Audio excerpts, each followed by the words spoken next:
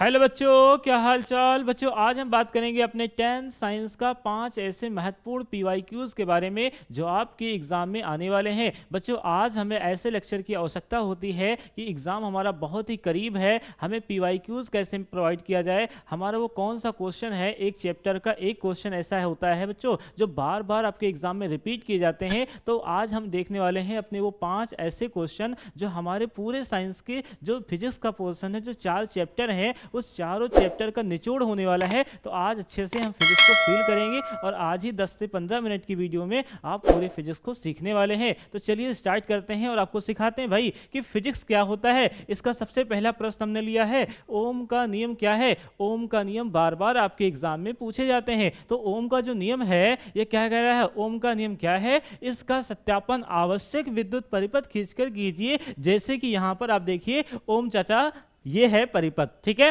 अब इस परिपथ को हम आपको फील कराएंगे कैसे होता है। इन्होंने बताया कि यदि किसी चालक की भौतिक अवस्था ताप दाब एक समान हो तो चालक के सिरों पर उत्पन्न विभवांतर विद्युत धारा के समानुपाती होता है। बट ऐसा क्यों सर, तो आपको सिखाएंगे ना। तो देखिए फटाफट इसको सीख लेते हैं भाई। ओम का जो नियम है क्या है, इन्होंने एक तार लिया, इन्होंने क्या लिया भाई, एक तार लिया बेटा। अब ये तार में अगर यहाँ पर इन्होंने 20 वोल्ट की बैटरी लगा दी, एक तार लिया, आपके घरों में आप देखें चार्जर का तार है, बहुत सारे तार हैं, वो तार लीजिए, उसमें 20 वोल्ट की बैटरी अगर लगा दें तो यहाँ से जब हम बैटरी लगाते हैं तो जो धारा उत्पन्न हो रहा है, क्योंकि जब तक हम बैटरी नहीं लगाएंगे तब तक धारा का प्रवाह नहीं होता है। तो यहाँ जो धारा मिला उसको जो हम लोगों ने मापा तो कितना है भाई, 2 एम्पियर आया। अब इसी तार में जब हमने क्या किया, दोबारा बैटरी लगाई, उसकी डबल लगा दिया, तो 20 वोल्ट था और 20 वोल्ट और लगा दिया भाई। अगर हमने बैटरी को डबल कर दिया, बैटरी को डबल कर दिया तो जो धारा बनकर आई, जो धारा बनकर आई वो धारा भी डबल हो गई। 2 एम्पियर था तो पहले से 2 एम्पियर बदल गया, किसमें, 4 एम्पियर बदल गए भाई। अब यहाँ पर क्वेश्चन आपके दिमाग में भी आना चाहिए कि सर अगर हम बैटरी को आधा कर दें तो क्या धारा भी आधा हो जाएगा। जी हाँ, ओम चाचा ने भी यही सोचा और उन्होंने क्या कर दिया भाई, बैटरी को आधा कर दिया। पहले 20 लगाए, फिर उसको डबल किए, अब 20 को आधा कर दिए तो 10 वोल्ट कर दिए। तो जो धारा का मान आया भाई कितना आएगा, तो धारा का मान हो गया 1 एम्पियर। मतलब क्या हुआ कि जितना ज्यादा विभवांतर लगाएंगे, जितनी ज्यादा बड़ी बैटरी लगाएंगे, धारा उतना ज्यादा उत्पन्न होगा। अब बैटरी छोटी है तो धारा का मान कम आएगा भाई। अगर हमने 20 वोल्ट लगाया तो धारा 2 एम्पियर आया। अगर हमने बैटरी को डबल कर दिया तो धारा डबल हो गई। अगर हमने बैटरी को कम कर दिया तो धारा भी क्या हो गई, आधी हो गई। इसका मतलब है कि विभवांतर निर्भर करता है किस पर, धारा पर, और धारा भी निर्भर करती किस पर, विभवांतर पर। मतलब विभवांतर विद्युत धारा के समानुपाती होता है। समानुपाती का मतलब होता है निर्भर करना, कि कौन किस पर निर्भर करता है, कौन किस पर डिपेंड करता है। इसका मतलब विभवांतर बड़ा है तो हमारा क्या हो जाएगा, धारा भी ज्यादा होगा। बैटरी ज्यादा बड़ी लगा देंगे तो धारा भी ज्यादा हो जाएगा। आपके घर में इन्वर्टर लगा है, अगर डिस्चार्ज हो गया तो आप क्या कहते हैं, एक बैटरी और लगानी चाहिए ना। तो आप क्या करते हैं, बैटरी को बढ़ा देते हैं और धारा आपको ज्यादा मिलने शुरू हो जाते हैं। तो ये है ओम का नियम कि भाई साहब जो आपका विभवांतर है, विभवांतर पर निर्भर करता है धारा, विभवांतर पर निर्भर करता है धारा, कि विभवांतर कितना ज्यादा है, विभवांतर ज्यादा है तो धारा भी ज्यादा आएगा। और बी प्रोपोर्शनल जब हटाते हैं तो एक कांस्टेंट आता है, उस कांस्टेंट को कहते हैं आर, और आर बराबर होता है किसके, आई के, राइट। तो यहां पर प्रोपोर्शनल हटेगा तो क्या आ जाएगा, आर, तो बी बराबर आ जाएगा आर आई, और इसको अपन लोग यही बोलते हैं आंसर। लेकिन लिखते कैसे हैं, लिखते हैं भाई बी बराबर आई आर, गुणे में है कुछ भी लिख सकते हो, ठीक है। क्या लिखते हैं भाई, b बराबर लिखते हैं आई आर। क्या लिखते हैं भाई, b बराबर आई आर लिखते हैं। तो b बराबर यहाँ पर अच्छे से क्या लिख देंगे, आई आर, और इनको सिंबल कर देंगे कि जो v है वो v क्या होता है, v को अपन लोग विभवांतर कहते हैं।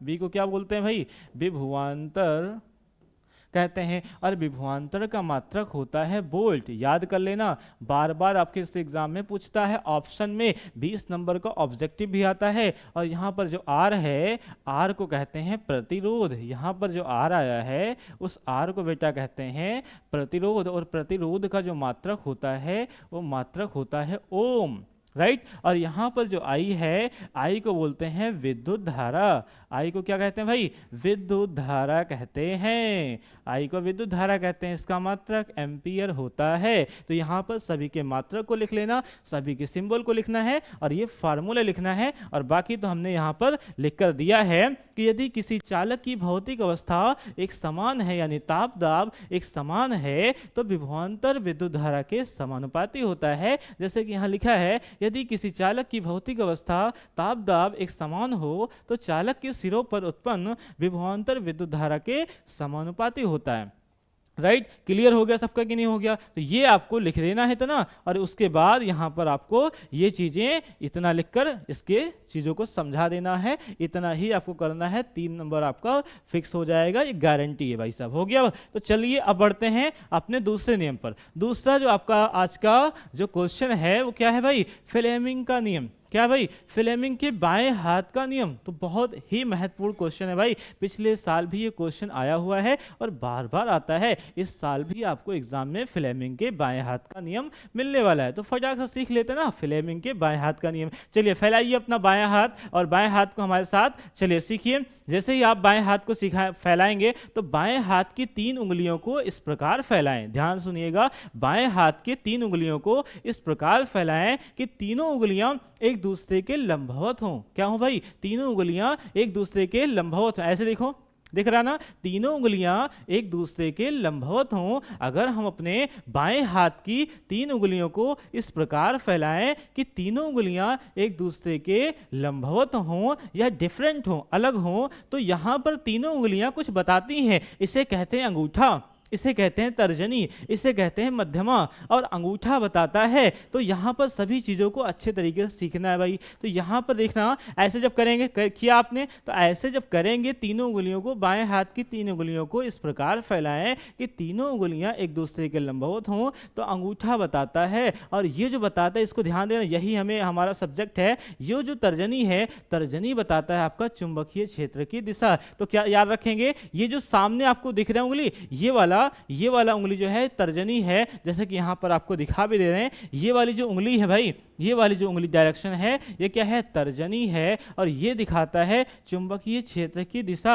और चुंबकीय क्षेत्र की दिशा को अपन लोग किससे दिखाते हैं? बी से डिनोट करते हैं। किससे डिनोट करते हैं भाई? बी से डिनोट करते हैं। तो क्लियर हुआ? यही हमारा सीखने का मद्देनजर रखना है। तो यहाँ पर सारी बातें लिखनी है कि फ्लेमिंग का बाएं हाथ का नियम एक तरीका है जिससे हम किसी कुंडली में धारा की दिशा और चुंबकीय क्षेत्र की दिशा का पता लगा सकते हैं। यह नियम निम्नलिखित है बच्चों। फ्लेमिंग के बाएं हाथ का जो नियम है वो किस प्रकार है भाई? फ्लेमिंग के बाएं हाथ का जो नियम है वो कुछ इस प्रकार से है।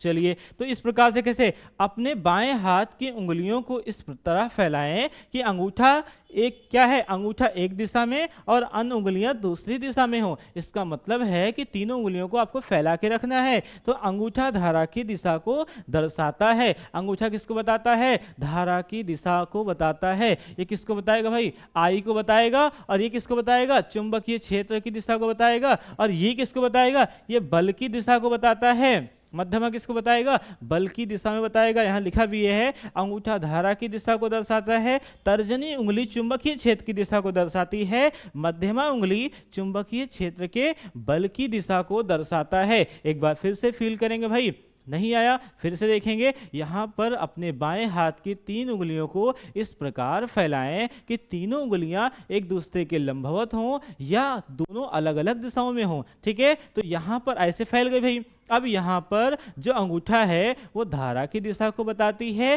तर्जनी चुंबकीय क्षेत्र की दिशा को बताती है, और जो मध्यमा है बेटा, मध्यमा आपकी बताती है बल की दिशा को। तो बल की दिशा, धारा की दिशा और चुंबकीय क्षेत्र की दिशा को बताने का जो रूल है वो किसने बताया? फ्लेमिंग ने बताया। तो फ्लेमिंग का नियम हो गया मक्खन। तो अपनी तीनों उंगलियों को फैलाकर आप फिर से फिल कर सकते हैं। बाकी स्क्रीनशॉट 1 2 3। चलिए बढ़ते हैं अपने अपने इंटरेस्टिंग दूसरा जो इसका रूल है क्या है, दाएं हाथ के अंगूठे का नियम। क्या भाई, दाएं हाथ के अंगूठे का नियम। तो दाएं हाथ के अंगूठे का जो नियम है सिंपल सा है कि यदि हम किसी तार को लें और अपनी किसी दाएं हाथ, जैसे दाएं हाथ है तो इसको ऐसे पकड़ेंगे, पेन को ऐसे पकड़ेंगे, अपना पेन अभी लिए हैं, अपने पेन को पकड़ें और जैसे ही इसको आप अच्छे से पकड़ेंगे तो अंगूठा अगर धारा की दिशा में है तो उंगलियां जिस ओर लिपटेंगी, उंगलियां जिस ओर आपकी बंद होंगी उस डायरेक्शन में आपका क्या होगा, चुंबकीय क्षेत्र की दिशा होगी। तो चुंबकीय क्षेत्र की दिशा को ज्ञात करने के लिए दाएं हाथ का नियम आया और हम जिस तार, आपके आसपास जो तार दिखाई दे रहा है जैसे कि आपको दिखाते हैं, तो यहाँ पर जैसे ये तार है आपका, तो अगर हम देखो चार्जर लगाए हैं तो चार्जर से पता चलता है ना कि ऊपर से धारा नीचे की ओर आ रही है। अगर डायरेक्शन उसकी पता चल गई कि धारा की दिशा किधर प्रवाह हो रहा है तो उधर हम धारा की दिशा में अपने अंगूठे को लेके जाएंगे।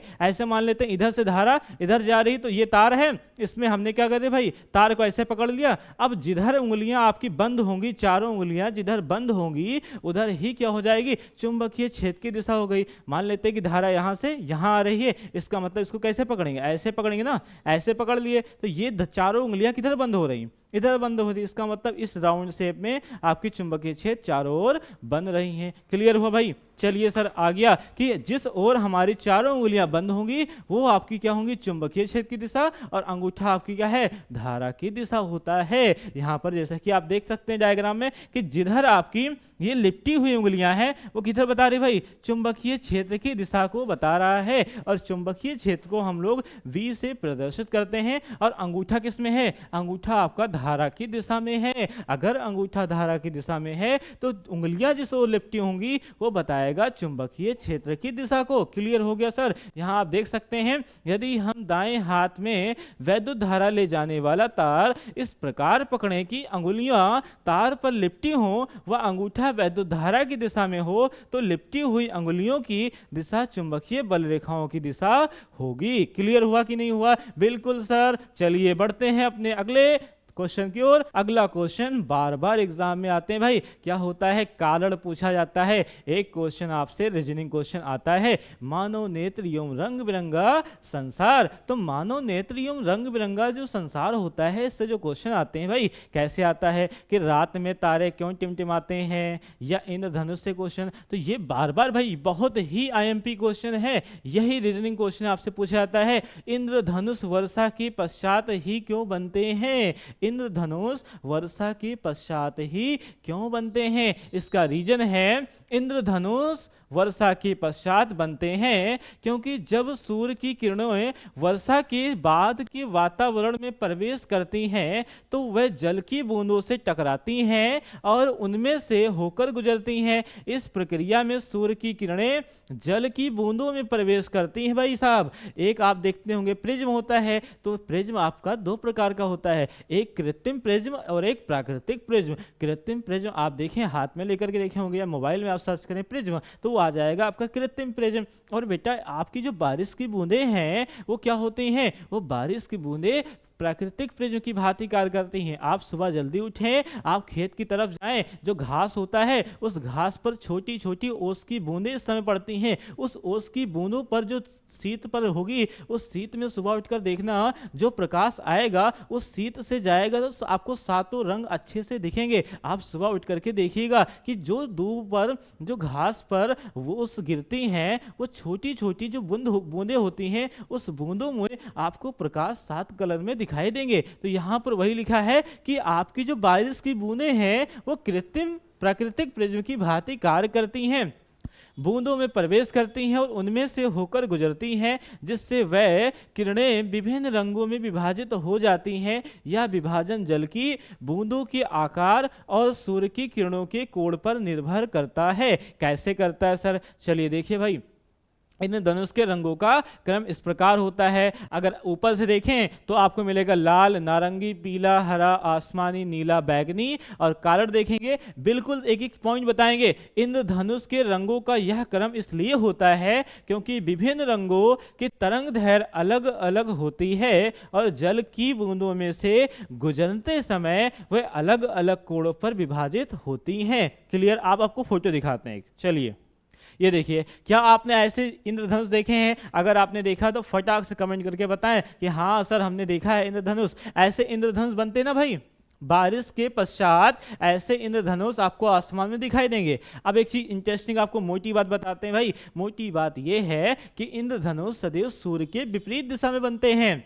सूर्य अगर यहाँ पश्चिम की तरफ है, पश्चिम की तरफ, पश्चिम पूरब में है, तो आपका क्या बन जाएगा भाई? यहाँ पर आपका जो इंद्रधनुष है ये इधर बनेगा। मतलब अगर सूरज इधर है तो इंद्रधनुष इधर दिखाई देगा, सूरज इधर है तो इंद्रधनुष इधर दिखाई देगा। और किस लिए दिखाई देगा? क्योंकि बारिश हुआ है और बारिश की बूंदे प्रिज्म की भांति कार्य किए हैं। सर प्रिज्म क्या है? तो फटाक से देख लेते हैं भाई। प्रिज्म कुछ ऐसा होता है, तो ये तो हमारा आपका बनाया हुआ प्रिज्म है, कांच है, लेकिन प्रकृति जो प्रिज्म बारिश की बूंदें हैं वो भी प्रिज्म की भांति ही काम करती हैं। अगर हम किसी प्रिज्म में श्वेत प्रकाश को डालते हैं तो प्रिज्म क्या करता है? उसको 7 रंगों में इस तरह से विभक्त कर देता है। जैसे कि आप देख सकते हैं, violet, indigo, blue, green, yellow, orange, red. इसको हम याद भी कर सकते हैं बेटा। इसको अपन लोग बिब जुएर के नाम से याद करते हैं। किससे? बिब जुएर के नाम से याद भी कर सकते हैं। क्या है भाई? Violet, indigo, blue, green, yellow, orange, red. ये 7 कलर होते हैं श्वेत प्रकाश में। तो जो सूर्य से प्रकाश आ रही थी, बारिश हुआ तो बारिश की बूंदों से टकरा करके रिफ्लेक्ट हुई और 7 रंगों में विभक्त हो गई। इसलिए हमारे क्या बना? इसलिए बना है इंद्रधनुष। इसलिए क्या बना भाई? इंद्रधनुष। तो अच्छे से समझा लेना एग्जामिनर को, ये क्वेश्चन 3 नंबर का बार बार पूछा जाता है। तो उम्मीद करते हैं अच्छे से हो गया होगा। इसका आप लैंग्वेज लिख लीजिए फटाक से। Take screenshot 1 2 3। चलिए हो गया भाई। चलिए बढ़ते हैं अगले क्वेश्चन की ओर।